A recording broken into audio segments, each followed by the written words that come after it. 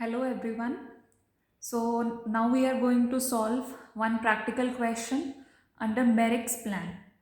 अभी तक हमने जो किया था वो किया था स्ट्रेट पीस रेट सिस्टम और Taylor's differential piece rate system का क्वेश्चन, बट हमने मेरिक प्लान का क्वेश्चन नहीं किया है. So now we are going to discuss a question of the same. From the following, calculate the wages of three workers X, Y and Z under Merrick's differential piece rate system. Piece rate आपको बोला गया है 0.5 per unit है. Standard output in this case is 50 units per day of 8 hours. 8 घंटे अगर आप काम करते हो तो आप जो यूनिट्स प्रोड्यूस करोगे वो करोगे 50 यूनिट्स. एक्चुअल आउटपुट जो एक्स वाई एंड जेड का दिया गया है that is 32 units, 45 units and 55 units respectively. अब अगेन ऐसे क्वेश्चन को सॉल्व करने का जो सबसे बेस्ट वे है that is to prepare a table, जो हमने लास्ट क्वेश्चन में भी किया था. आप वही प्लान वही टेबल यहाँ पर भी बना सकते हो and you can give a heading to that table wages of x Y and z. अब इसको कैलकुलेट कैसे करना है, सेम वे से करेंगे. हमारे पास टेबल में वर्कर्स दिए गए हैं X Y and ji.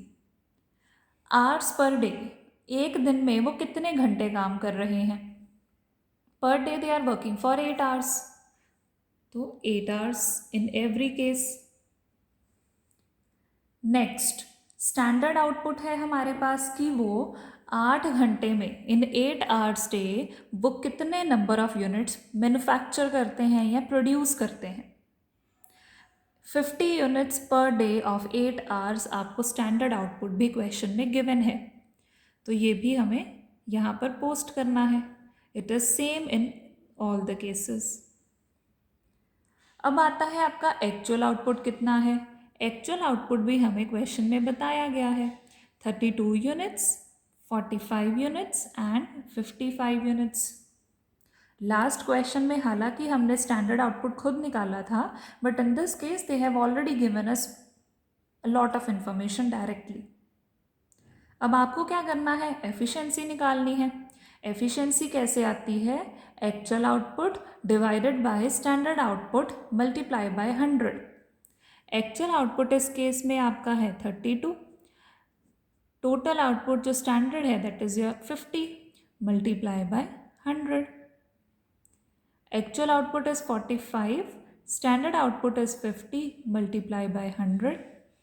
Then actual output is 55, standard output is 50 multiply by 100.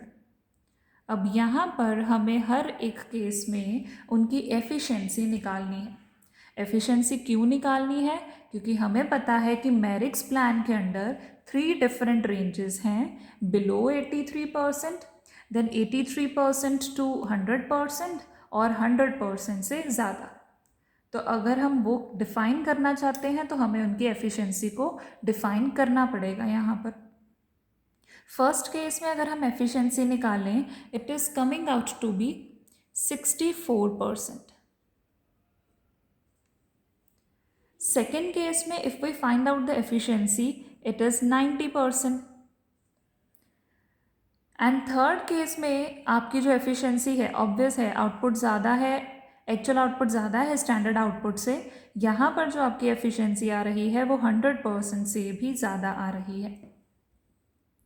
अब टेबल के अकॉर्डिंग हमें क्या करना है, उनकी एफिशिएंसी को डिफाइन करना है according to the range in which they lie. ये है आपकी 64%. मैरिक्स प्लान के अंडर रेंजेस हैं below 83, above 83 to 100% and above 100%.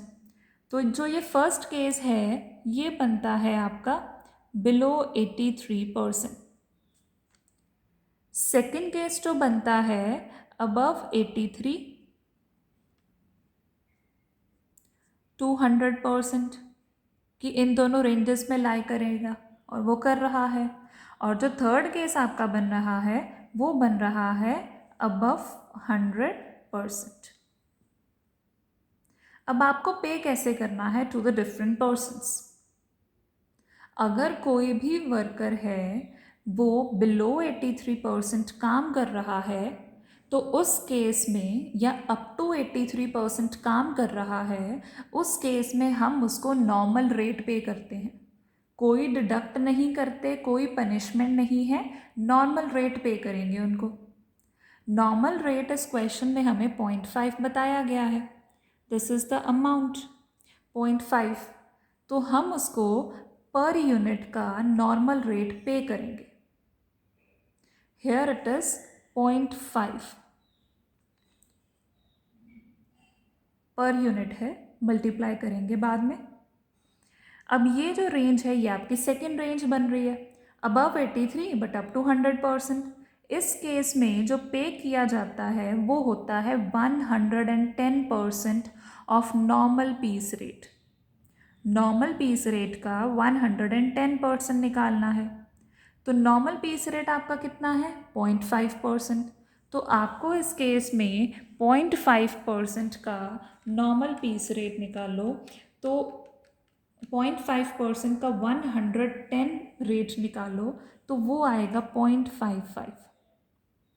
This is 0.50। कैसे आया? Let me show you that part. So we have normal piece rate 0.5, हमने क्या करना है, उसका निकालना है 110%, that is 0.55। So same we have written over here. आप इसको शो कर सकते हो 0.55 plus 0.50 plus, okay let's make it simple, इसको मल्टीप्लाई कर देते हैं डायरेक्ट। 0.50 multiply by 110%।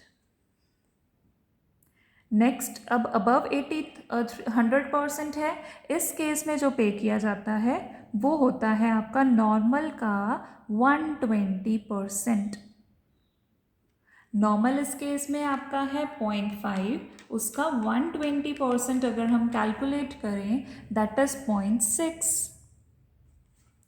तो अब हमारे पास हर एक केस में जो पर यूनिट वेज रेट है वो आ चुकी है। The last part is to calculate wages.